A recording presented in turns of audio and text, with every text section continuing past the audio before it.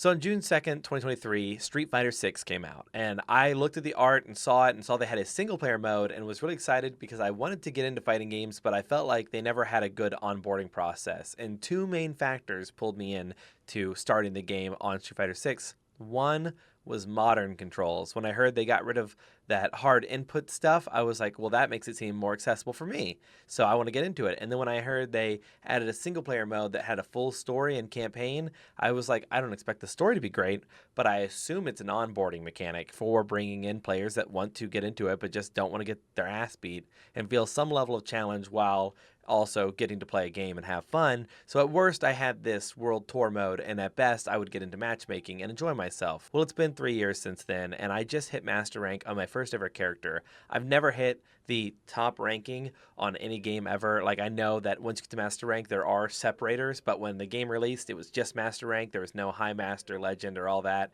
And my MR doesn't really matter to me at this moment. Maybe 3 years from now, I'll check in and say I'm a legend. That'd be funny as hell, but I doubt that one will ever happen because it's not something I'm driven to do. So I want to talk about a little bit about achievement, a little bit of a brag because I'm excited, and then what it means now that I've reached it and what it can mean for you all who kind of want to reach master rank or have a game that you're grinding in, just kind of that feeling that happens after reaching the rank. And maybe it's a post-mortem because I'm kind of done. I want to set down the controller for a while and relax. I did a video last week adding the skin to my Victrix Pro. That was a celebrator thing for when I got to Masters, which I didn't actually do when I put it on. I was just really close, and I can talk about why I put it on before I got to it.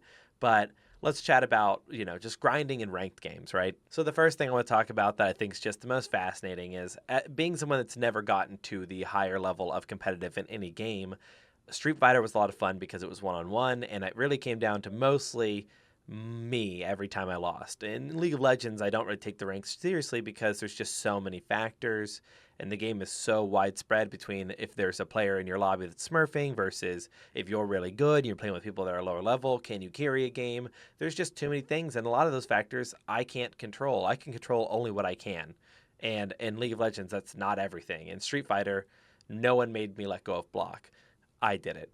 So I was enjoying the rank grind, and I think something that really just caught me that I didn't really understand, which was that when you're one rank away from that tier that you want to be in, whatever it be, from like bronze to iron or whatever the direction it goes is, gold to platinum, platinum to diamond, when you're on the cusp of those ranks and then you break into it, there's almost not even a level of satisfaction. By the point that you finally get to it, at least in Street Fighter, you're like, yes, I finally have the rank I deserve because you've been fighting to get there. And I guess theoretically, it's a level of entitlement that I'm feeling when I get to these ranks because I've been winning the whole way up. And now this is my promo game and I get it. And it's like, yes, deserved. I knew I could get here. And if I didn't know I could, I probably wouldn't have kept playing ranked because I just would have been like, why am I going to grind and keep losing? Like, I would have probably stopped at any point that I felt hard stuck.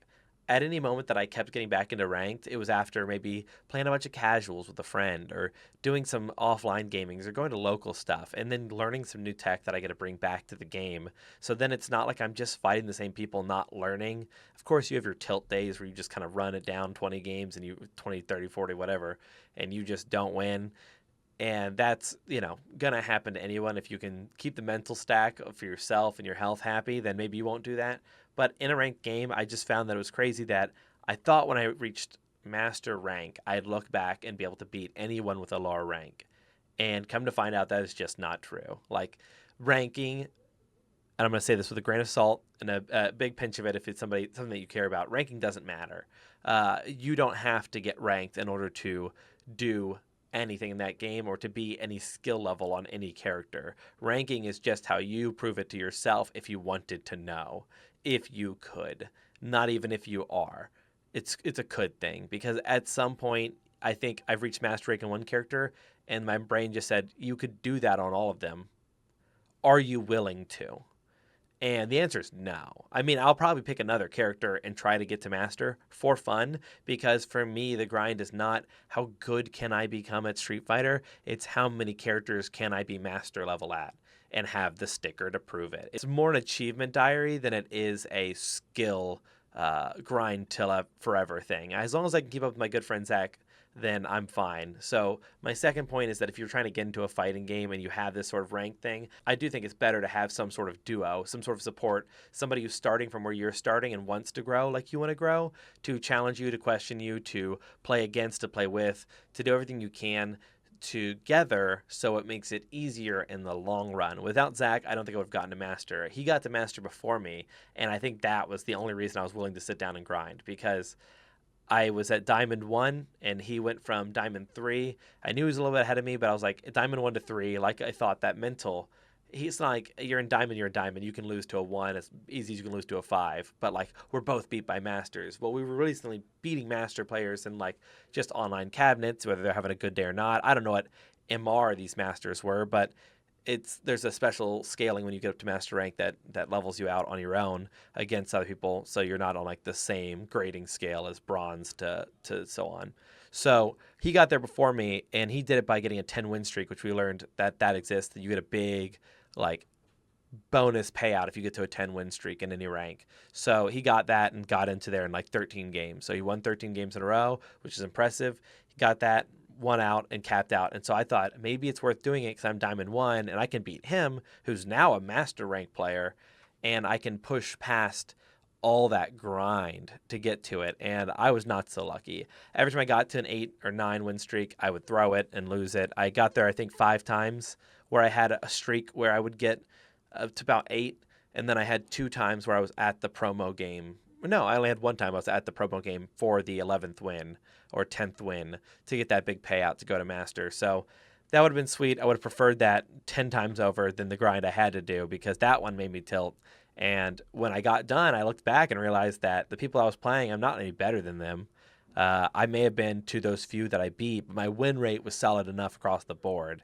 I don't think people value that idea that consistency is your rank in these games.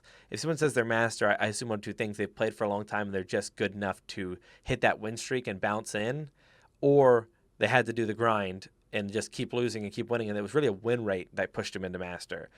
Not to say either of them are less skilled than the other. There's maybe a value statement to be made between, is it better to just boost your way in and then fight masters and either continue keep going, or you just get knocked down, or is it better to grind and barely squeak your way in? I think people would prefer to just knock their way straight in there and avoid the grind, but I would have preferred that. I just don't know if there's a value to be attached to that. But once I reached it, I kind of put down the controller and realized that if you're somebody who just wants that rank for the sticker, battle for the sticker. Don't battle for the proof that you are good enough at the game you like. It's a video game. It's meant to be fun. And if you find yourself angry like I did on some days, I'm afraid that I do have B-roll of me just absolutely raging out at Street Fighter. Or at least I was like hitting the arms of my chairs. I was just knowing, because when you hit them hard enough, they like down, because it's an old office chair. And there's something cathartic about that. So if I have a bad time at a game, I go bop, bop, bop until it goes down. And it's a $30 office chair, and it needs to be replaced anyways. So is it the right thing to do? No, but some percussive therapy is working for me. So if you're somebody who's on that edge, right, where you just want to rank up to prove it, remember that it's a battle for a sticker. It's not going to be your job just because you switch over to master.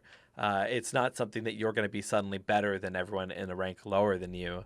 I would say, yeah, the jump between being gold to being platinum, or being platinum to being diamond, from the 1s to 1s, from like gold 1 to plat 1, yes, I feel like there is a difference there. But when you're talking about from like the 5 and the 1s, if you're talking gold 5 to plat 1, no, there's not much of a difference in the player. There's those who squeak through. There's kind of like a scale to it of just like time invested in the game. You only have 3 options for what you do with your time. You can practice the game, so be in there doing the drills, doing what you can, playing the game, out there playing the matches, getting the grind, getting beaten, learning why, and then researching, where you're watching stuff about the game when you don't have time to play. And you can balance those 3 however you want. There's just, without being a prodigy, not going to be something to just boost yourself to the next level. So when you're watching those how to get to gold first videos, like, they're catchy, they are fun, and they have good info. A lot of them do. But the reality is, you're kind of like, I've been playing Dispatch, if y'all have played it, and it has this little chart here for like your skill set, right? And to get into a rank, I've almost thought of it more like this, where each of those hexagons coming out is a new area, and you can break into it by getting good at, maybe your offense or maybe your defense, your drive cancels. You can pick something to become really good at and just push your way into master. Like, you'll fight Akuma players who are just all offense. They don't defend for anything because they don't need to if you mess up twice. So if your like follow-ups aren't good, then they're going to beat you with their pure offense. And then you get mad, so you start trying to learn how to counter that. And instead, it's just more about either building out this good roundabout so that you can beat most of the players, because some of these are opposing skills. So, like, if your defense is bad but their offense is great, you probably lose. If their anti-air is amazing and you can't do it without jumping, they're going to win. So it's just about this slow, like, you push a skill into the next rank, and then the skills that you have otherwise start to slowly push in to follow behind you, but you're usually master at one thing. And for me, it's just Chun-Li. Like, I'm not master at the game or fundamentals. I'm master at Chun-Li. That's it. I don't know. I know my matchups against what move do I use against this one as her, but I'm not a master rank player on everybody. So it's kind of interesting that you'll see these things and they're really easy to diagnose when you've got your sticker. And maybe that's crazy to say in some different way, that you don't really see your problems, your issues, or the reality of it until you've crossed the threshold. There are some things that come with age. You can't fully look back and understand and describe 10 years of life without having lived 10. There is a difference between intelligence and wisdom in that fact. And I'm not wise, and I'm not very smart, but I've gotten to this rank through mostly time investment. And if you're somebody who has an interest in a game and being really good at it, just know it's going to take a lot of time. You can't counter that by watching videos, by doing other things. You can only supplement the time and maybe turn it from, a 100-hour grind into maybe a 50 if you're lucky. But 50 hours is a lot of freaking hours. So it's all about your personal want and drive for this. And all of this is really to truly say, I hit master in a game and I'm proud. I just wanted to talk about that maybe it's not worth chasing for everybody. It's something that can be enjoyable to have your little thing, tote it around, and be proud. But there's no way why I walk into a room at a party and then I go, by the way, everybody, I'm master rank. Yeah, I just thought you should know. Nobody's going to give a single shit. It's just for you, man. It's a sticker. So if you want to chase your sticker, let me know. I know that CSGO has a lot of stickers. People like chasing the actual ones. Apparently there's value in that. But at the end of the day, sticker's a sticker, man. Just enjoy the game. So thank you all for listening. Thank you for watching. If you have any questions, comments down below. And if you want to lose to me in Street Fighter, the name's Micadeli. MC Deli. And you'll see it's the Chun-Li master rank. Peace.